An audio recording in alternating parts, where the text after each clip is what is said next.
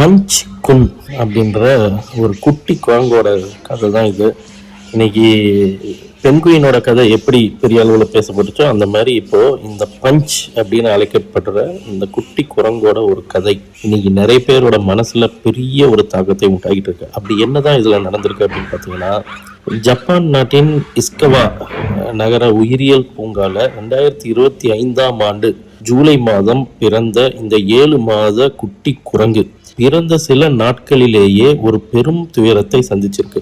பெற்ற தாயே அவனை அரவணைக்க மறுத்ததால் ஒவ்வொரு பச்சிளம் உயிருக்கும் தேவைப்படும் அந்த தாயின் கதகதப்பு இல்லாமலேயே அவன் வாழ்க்கை தொடங்கியது.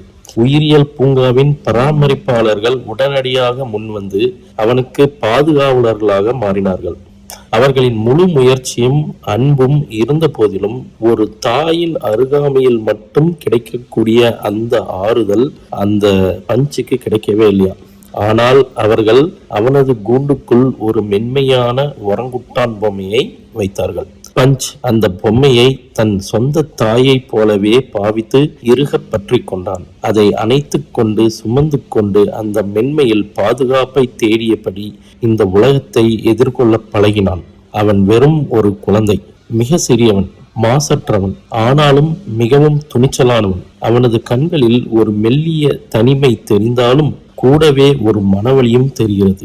தன் தாயின் இதய துடிப்பை கேட்க வேண்டிய வயதில் ஒரு பொம்மையின் மென்மையில் ஆறுதல் தேடும் இந்த சிறு உயிர் அன்பிற்காக இயங்கும் ஒவ்வொரு இதயத்தின் பிம்பம்.